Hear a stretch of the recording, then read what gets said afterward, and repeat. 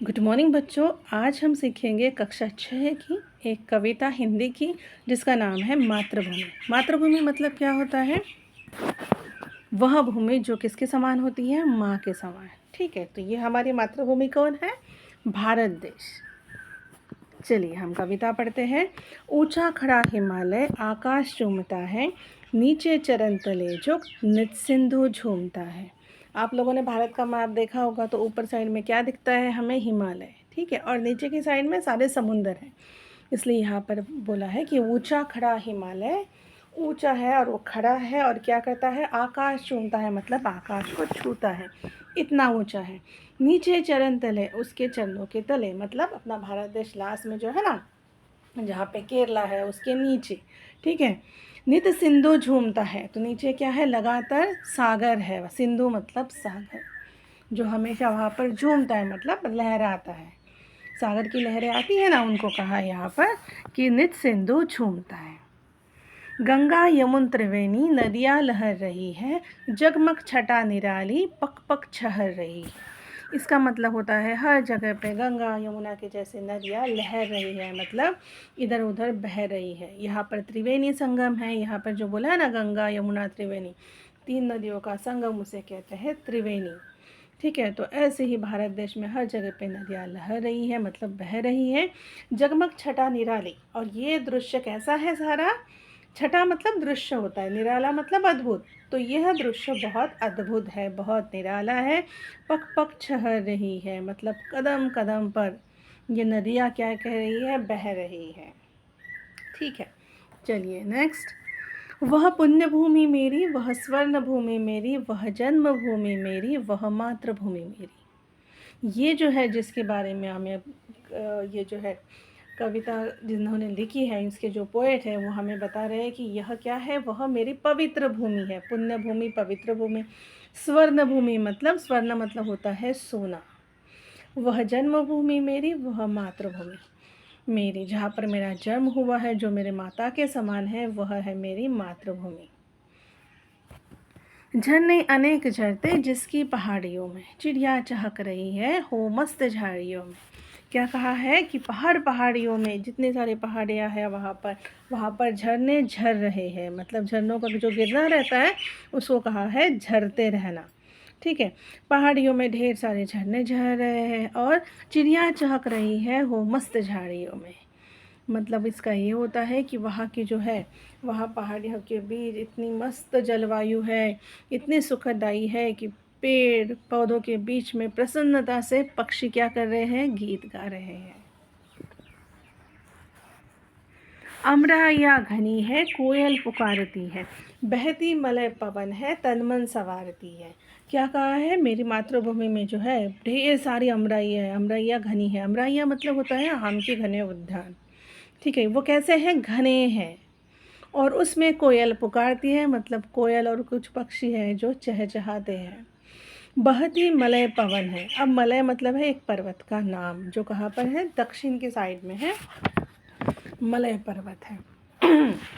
तो उसको ऐसा कहा जाता है। हाँ, दक्षिण भारत में है ये मलय पर्वत। और वहाँ पर ढेर सारे पौधे हैं, फूल के खुशबू वाले पौधे। वहाँ से जो हवा चलती है, पवन मतलब हवा, तो वो इतनी अच्छी होती है कि जो तन मन संवारती है, मतलब पूरा मूड हमारा क्या कर देती है? खुश कर देती है, जो तन मन खुश कर देती है। वह धर्मभूमि मेरी, वह कर्मभूमि मेरी, वह जन्मभूमि मेरी, वह मातृभूमि मेरी। वही मेरी धर्मभूमि है, वही मेरी कर्मभूमि है, वही मेरी जन्मभूमि है और वही मेरी मातृभूमि है।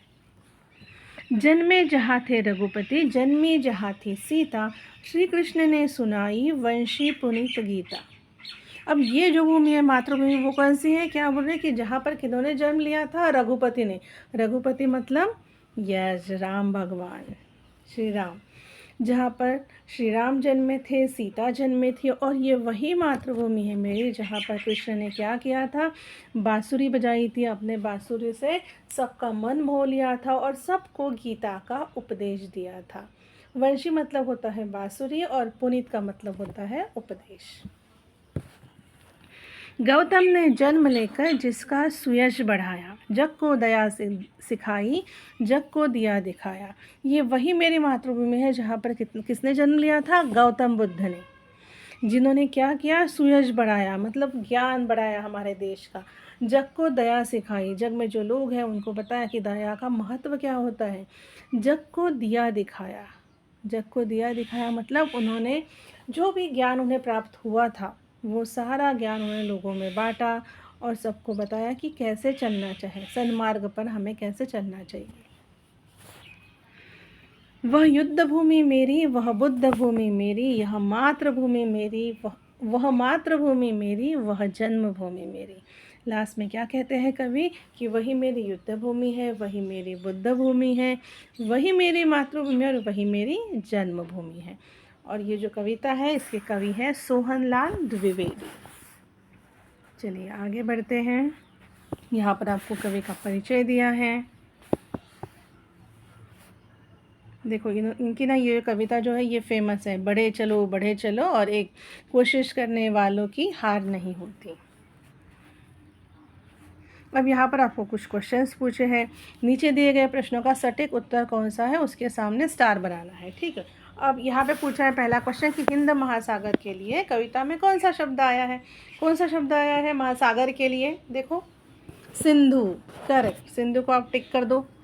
मातृभूमि कविता में मुख्य रूप से, अब यहाँ पर पूछा है कि ये जो कविता हमने पढ़ी ना उसमें मेन तरीके से मुख्य रूप से क्या चीज़ बताई है?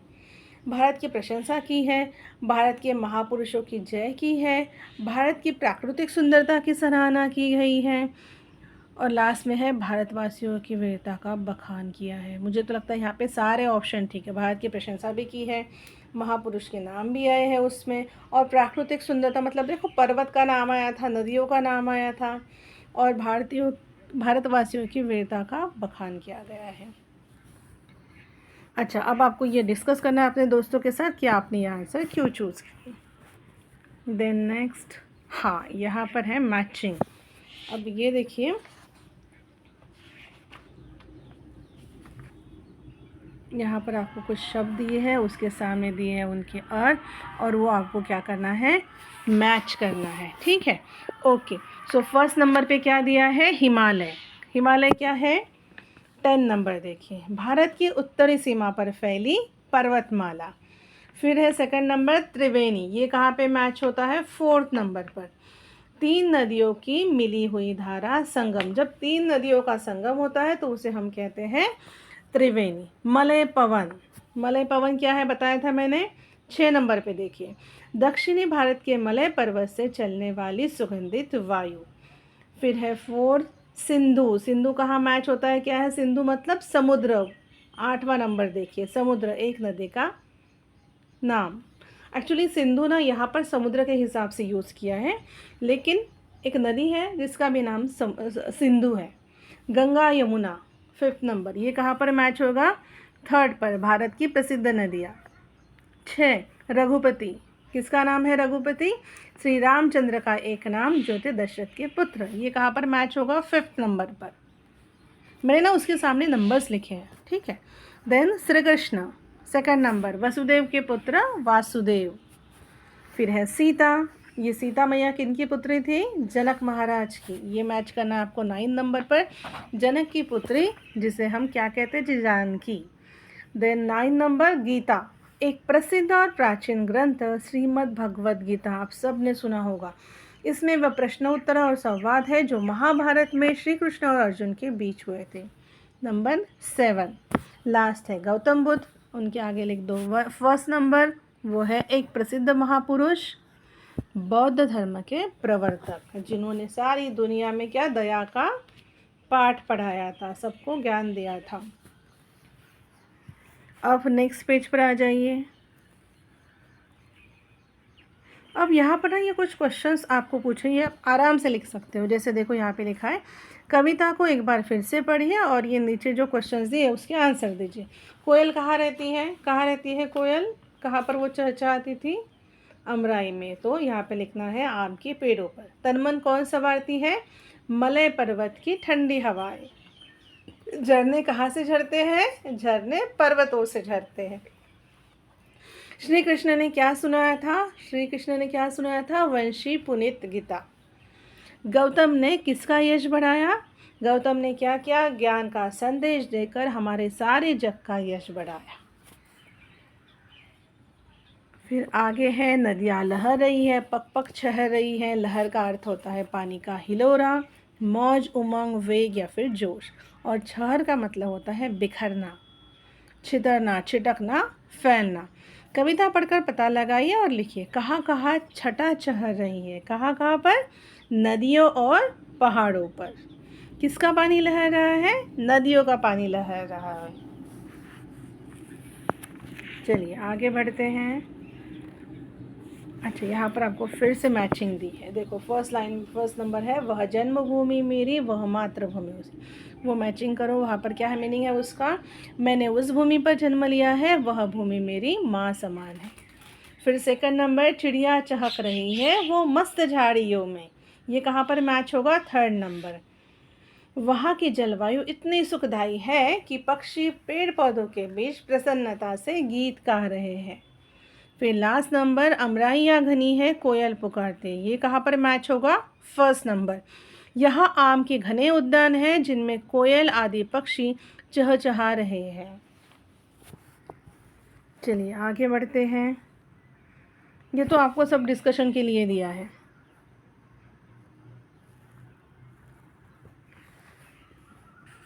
हाँ, यहाँ पर ना कुछ वर्ड्स दिए हैं आपको, देखो एक मिनट। जैसे यहाँ पे लिखा है, यहाँ पे देखना आप, कुछ कुछ शब्द ना दो दो बार आए हैं, जैसे पग पग, है ना। तो ऐसे ही कुछ वर्ड यहाँ पर दिए, उससे आपको सेंटेंस बनाना है। जैसे अभी यहाँ पर है,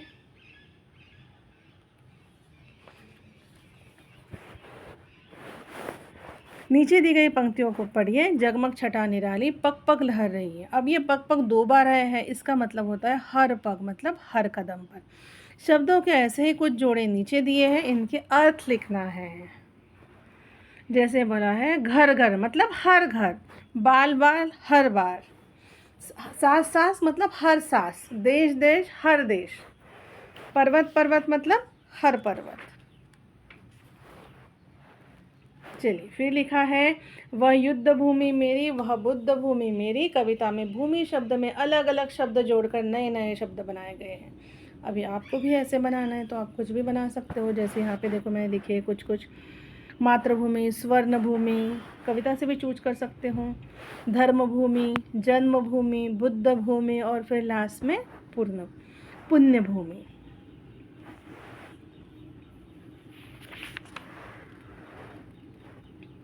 चलिए आगे पढ़ते हैं। अब यहाँ पर देखिए, यहाँ पर आपके लिए कुछ पहेली दी है। वंशी को हाँ चलिए, क्या लिखा है? वंशी से, वंशी मतलब क्या है? बांसुरी। ये क्या है? एक वाद्य है जो फूंक से बजाया जाता है। श्री कृष्ण ने सुनाई वंशित पुनीत गीता। आपको ना last time I think Hindi में था, फूंक से बजाए जाने वाले यंत्र, थाप से बजाए जाने वाले यंत्र, उसमें आपने ये पढ़ा होगा। चलिए, वंश किसको कहते हैं? बांसुरी को। यह मुंह से फूंक से बजाया जाने वाला वाद्य है। तो अब ये जो नीचे ना ये शब्द जाल दिया है, उसमें ऐसे ही कुछ वाद्य दिए हैं और नेक्स्ट पेज पर ना उनके चित्र भी दिए हैं। तो अभी यहाँ पर ये वाद्यों के नाम हमें ढूंढने हैं और फिर वो वहाँ पे अच्छे से लिखने हैं करेक्टली। ठीक है, अब चलिए फर्स्ट लाइन में देखो शहनाई है, फिर है अलगोजा, भंकोरा, नादस्वरम, शंख, बांसुरी, बीन और फिर लास्ट में है सिंगी। अब ये तो हमने ढूंढ लिए हैं, तो अब यहाँ पर नीचे उनके नाम लिखने। अब ये जो फर्स्ट नंबर पे जो है वो है अलगोजा, ठीक है। सेकंड नंबर पे क्या है? बीन, देन बांसुरी, फिर है सिंगी, फिर है शहनाई, देन नादस्वरम, फिर है भंकोरा और सबसे लास्ट में है शंख। चलिए आगे की एक्सरसाइज पढ़ते हैं। लास्ट एक्सरसाइज, यहाँ पर आपके लिए एक पहेली दी है। आज हम आपके लिए एक अनोखी पहेली लाए हैं। नीचे कुछ अक्षर दिए गए हैं, आप इन्हें मिलाकर कोई भी सार्थक शब्द बनाइए। आप अपने मर्जी से कोई भी सार्थक शब्द बना सकते हो। सार्थक शब्द मतलब होता है कोई भी मीनिंगफुल वर्ड, मतलब जिसका कुछ मीनिंग होता हो ऐसा। और शब्दों को आगे पीछे भी किया जा सकता है, मतलब उसका सीक्वेंस चेंज कर सकते हो आप, या फिर कोई मात्रा भी लगा सकते हो। ठीक है, जैसे यहाँ पे पहले का नंबर क्या दिया है, फर्स्ट नंबर पे उन्होंने क्या अक्षर दिए हैं, समहगर। ठीक है, अब वहाँ से शब्द क्या बनाया है, महासागर। सेकंड नंबर में क्या है, हमयल, तो हम लोग क्या बनाएंगे, हिमालय। थर्ड पे है गग, गंगा। फोर्थ पे है भतर, तो मैंने बनाया है भारत। फिर है पाँचवें नंबर पर लकय, तो यहाँ पर मैंने बनाया है कोयल। और लास्ट वाला है वनप, तो ये हो गया हमारा पवन।